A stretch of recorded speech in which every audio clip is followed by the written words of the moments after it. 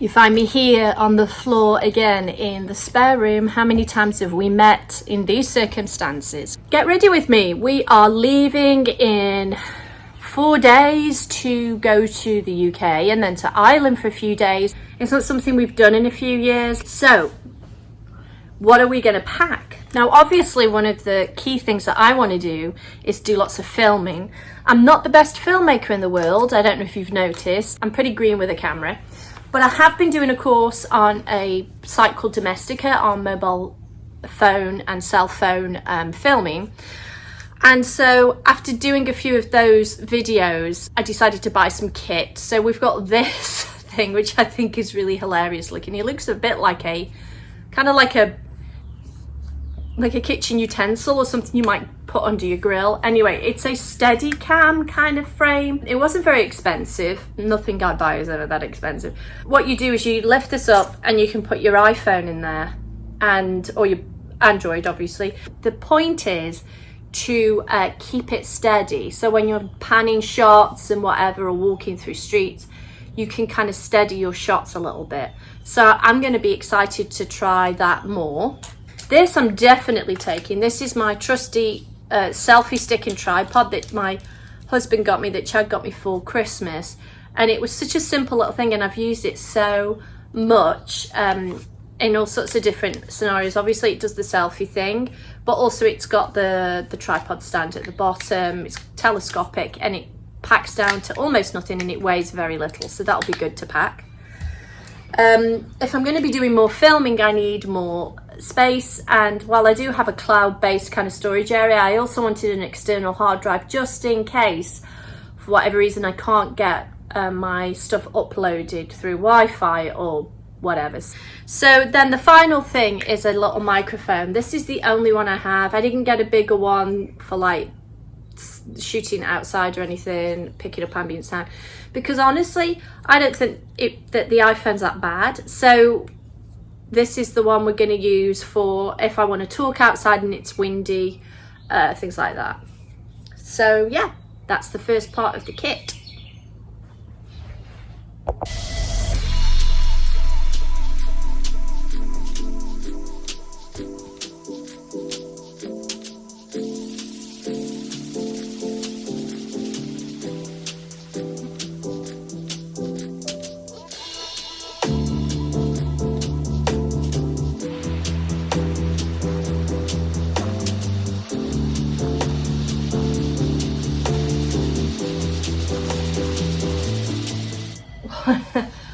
One of the things that I woke up in the middle of the night realising after I had a dream about us missing our flights completely. So it's an adapter. I woke up going, we need an adapter.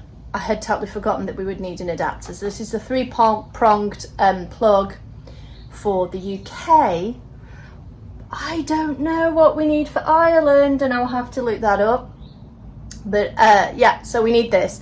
This one's a really good one that I got because it has your standard kind of connector for American plugs. It also has the USB ports that you would need as well, especially if you've got like phone chargers and things, so that's good. I'm not taking my MacBook with me, I'm just taking my iPad. And I'm in two minds as to which things to take with it, honestly. So I've done a lot of traveling in my days. I lived in Zambia for a few years, lived in Italy for a few years. I went to China, obviously moved here to the US. And so I'm very paranoid about packing too much stuff. What else? I always forget when I go to the UK that you have to either take your own bag, or sometimes they'll give you a compostable bag or they'll charge you. So I want to make sure that I pack a tote bag for shopping, and this one's great because it comes in a little pocket, so it means I can throw it in my other bags when I need to. So there's that. Books. Now this is always a difficult one for me because I want to take things that are going to be absorbing, and so I don't want to take a book I haven't started, because then if it's heavy and I carry it and then I go, oh, I don't really like reading this, I'm going to carry around a book I'm not going to read, and then I have to find another book to read. First world problems, I know. But this one, against better judgment, is a hardback.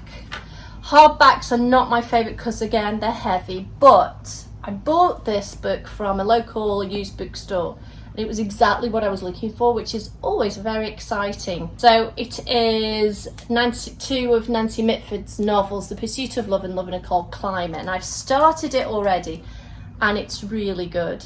I am fascinated by this era in Britain, this kind of between the wars, or the period from prior to the First World War through the Second World War, up to the 50s. For some reason, I'm really fascinated with that era. Nancy Mitford was one of the brood, and they were, you know, quite a wealthy, one entitled family, you know, one of these lord families that you used to get in Britain. And she wrote these books, and they are based heavily off her own life and her family. So. What is it, Bo?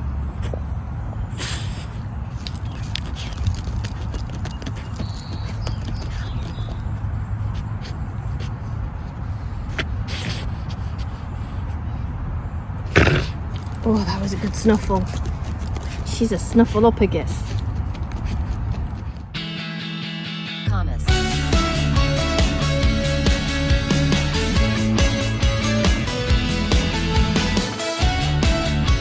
Yay, last day of school! Yay, last day of school. Yay!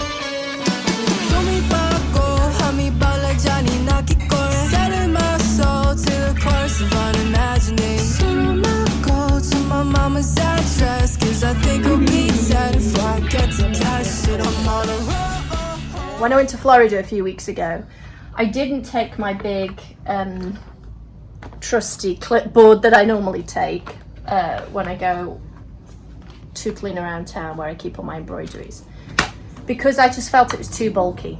What I'm going to do is use this. I keep these all the time, so if you ever buy like a pillowcase, this is what they tend to come in.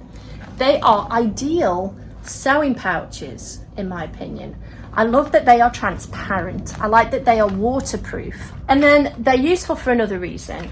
If you want to take sewing onto a plane, the TSA in the United States, which is the security agency, they insist that scissors have to be less than 4 inches, which is great because embroidery scissors are always less than 4 inches, or they should be. When I went through security last time, this all went through no problem, but sometimes they like to check. Now, the thing that I don't like when they do that is, my worry is that they might accidentally cut themselves on the scissors. So what I do is I put them in these little pouches, but it's actually exactly the right size for the scissors. And so I like to give that extra level of safety, so that if the TSA need to go through my luggage, they're just going to find these are separate, because there's some needles there too. So I don't like the idea that they might cut themselves. They probably don't like that either. And then the thing that's great about this weird little pouch, let me just empty everything out real quick. So the pouch looks like this without anything in it, and it has this funny little pocket. This is where the label for the pillowcase was, but it also happens to be exactly the right size for this. There, see? Fits. This is what I'm going to be taking with me as my little sewing pouch. It's lighter than the clipboard too. The only downside to it is that there isn't a way to clip smaller pieces. So I've been working on some spell books, as you all might know from watching the other videos.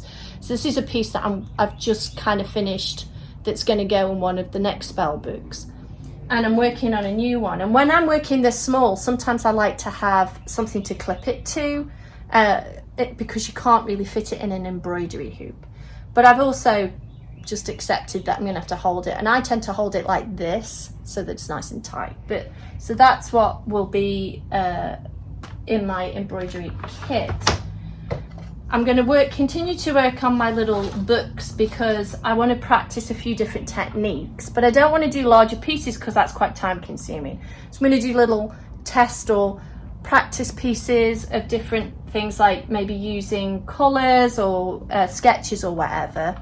And so because I want to work small so that I can decide whether I like them, and if so, I'll do a bigger version, I'm going to take these little pieces of fabric that I already cut. So these are kind of these are lighter colours, because I want to be able to draw with a pen or pencil onto them, and I can't do that so easily with black, though I will take a few, I think, little small pieces and scraps. But yeah, that's the plan anyway. So then I'll also take a pencil, just a normal pencil, and then a white pencil will also go in there, and a sharpener, so that I can draw on my fabrics. And then the final thing is what colours. So when I was in Florida, in the video that I did of Florida, you will have seen me working on this piece. It's not finished. And then I had all of these embroidery silks. The problem is if you're sewing for decorative, like if you're doing decorative or fine art sewing, and you need lots of colours, it's not like with painting where you could take a few kind of specific colours that you can mix and work with. You have to just kind of decide on a palette. Now there's nothing bad about that actually, because I think sometimes it can be interesting to just use a few limited colours. So I'm gonna have to work out what colours to use with that. So that will become apparent eventually. So those will all go in here in my little plastic pouch, and they can go in my carry-on.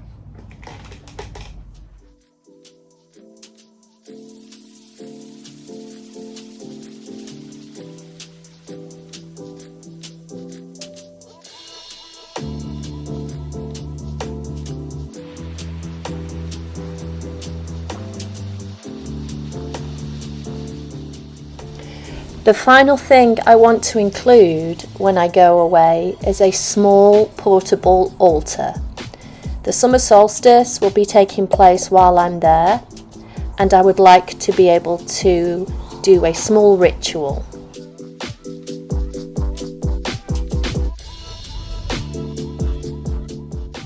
This small cloth pouch I will also take in case I forage some items that can be used for magical purposes.